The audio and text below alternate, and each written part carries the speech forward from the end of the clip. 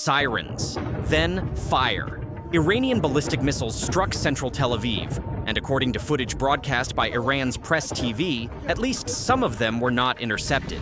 The visuals show multiple explosions tearing through densely populated streets, burning vehicles, and thick black smoke rising over what appears to be a residential district. Associated Press images confirmed firefighters responding to scorched vehicles in central Israel after the strikes. Israel's Magen David Adom Rescue Service said at least 11 people had been killed since Sunday, according to the latest available figures. In Tel Aviv alone, at least 40 buildings were damaged in a single night of strikes, according to Haaretz, citing the city municipality. A complete Iranian ballistic missile, not fragments, struck next to an apartment building, leaving a massive crater and killing a Philippine caregiver who did not reach the shelter in time. Iran says it is not finished. Ibrahim Zulfikari, spokesperson for the Joint Army and Revolutionary Guard Coordination Center, announced that in just 48 hours, Iran had struck 60 strategic targets and 500 military points tied to US and Israeli forces, a tally that has not been independently verified. More than 700 drones and hundreds of ballistic missiles fired. He said the operation exceeded everything achieved during the entire 12-day war last June. Iranian media also claimed a strike on what Tehran described as the largest US early warning radar in the Persian Gulf, citing a $1.1 billion price tag and a detection range of 5,000 kilometers. No US confirmation has followed. And then came the response the world did not expect. Iranian state media showed Foreign Ministry spokesperson Esmail Bagaei Hamaneh speaking not from a podium, but from inside what it said was a school hit by airstrikes. And he asked one question that Pentagon briefers had already answered behind closed doors. Which imminent threat? In the name of Allah, the most gracious, the most merciful. The 11th wave of Operation True Promise 4 was executed as a comprehensive, multi-layered and high-intensity combined action by the naval and aerospace operational units of the Islamic Revolutionary Guard Corps, targeting American Zionist military objectives on the third day of the terrorist enemy's aggressions against our beloved homeland.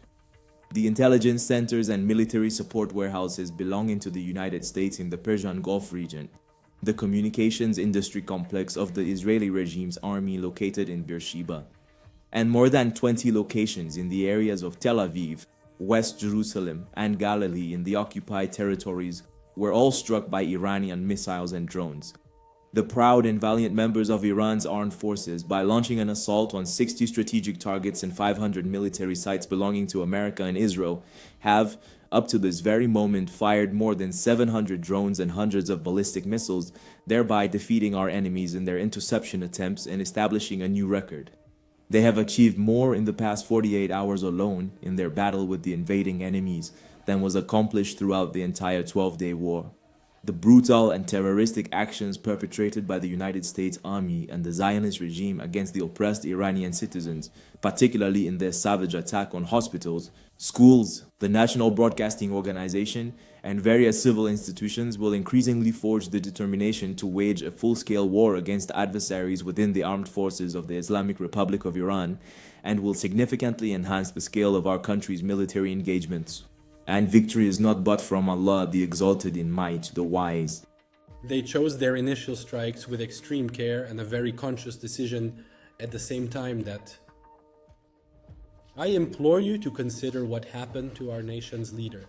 Our country's leader was brutally attacked and martyred at his very own workplace alongside his entire family. And at that exact same moment, our innocent children were also martyred in Minab.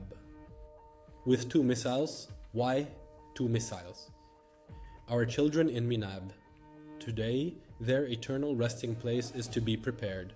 171 beautiful Iranian angels, commander of Iran throughout Iran's modern history, until we speak of the international community of a... We're not talking about abstract concepts. Every single government that is a member of the United Nations, including European countries that constantly preach about the rule of law and human rights, had a duty and still do. International law is being undermined. International humanitarian law has been trampled underfoot.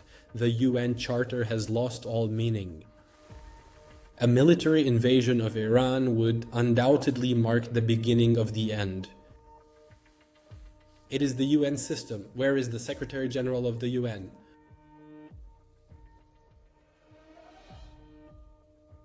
Repulsive attack. Any source of information, any means of informing and raising public awareness has been an integral part of Israel's pattern of crime. The biggest killer of journalists in Gaza, pause, in Lebanon, pause, and in various other places, pause, is the Zionist regime. We can say that children and journalists were the primary targets of the Zionist regime.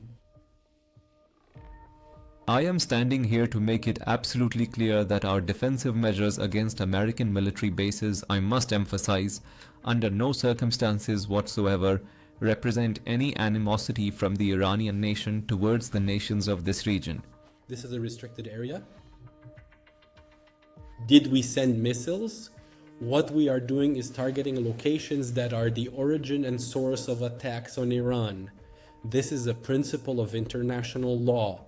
We have been subjected to military aggression. We have the right to defend. We have the duty to defend ourselves. The reason for the subject of religious indebtedness. But we didn't have any enrichment. Even though we always emphasize that enrichment is part of our right, we are a signatory to the NPT. Despite this, ever since they launched an attack on our nuclear facilities, and they themselves declared they had completely wiped them out, they claimed they had utterly demolished them. They stated it was rendered useless, meaning it was sealed off. Due to the extensive damage that had been inflicted, there was essentially no enrichment taking place. So how can Mr. Vitkov claim, just a week ago, that Iran has only 1 week left to produce the necessary materials for the construction of a nuclear weapon, a constant barrage of lies, and endless deception? And this, unfortunately, has now become the defining pattern of American diplomacy in this current age. We need to understand what exactly has transpired today. This deception becomes even more egregious when, on the one hand, you claim to be concerned about the lives of Iranians. You say you're sending aid, but the aid you actually send arrives in the form of missiles, striking a school in Minab, or a sports stadium in Lamerd, or even a hospital in Tehran, Avaz, or Bagaei. That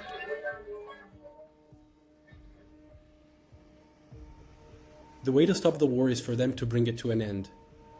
The United Nations Security Council has a very important responsibility.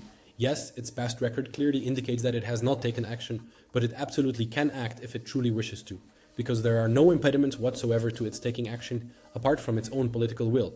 The international community must make a decisive choice before it becomes too late. Before this conflict expands and spreads to other regions, it must certainly fulfill its obligations. The action must involve compelling the aggressor parties to put an end to their aggression. Our country, at his workplace, with his family.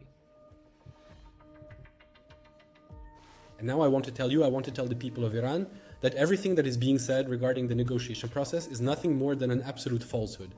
That in the very last stage, a specific offer was presented to us and we did not accept it. The very core of the matter is reality itself. We must not allow them, at the same time as this unequal and bloody war they have launched against us, to inject their falsehoods into the heart of history. Little. This would be an act of war. Any such act against Iran would be regarded as complicity with the aggressors. It would be regarded as an act of war against Iran. To claim that defensive is merely a synonym for offensive is a statement that simply defies all logic and reason. Is their true intention to completely deprive Iran of its fundamental capability and its inherent capacity to effectively defend itself and fight back against any potential aggressors? That truly would be an absolute and utter shame. If these nations choose to take sides with the aggressors, they have already inflicted more than enough damage and harm upon Iran.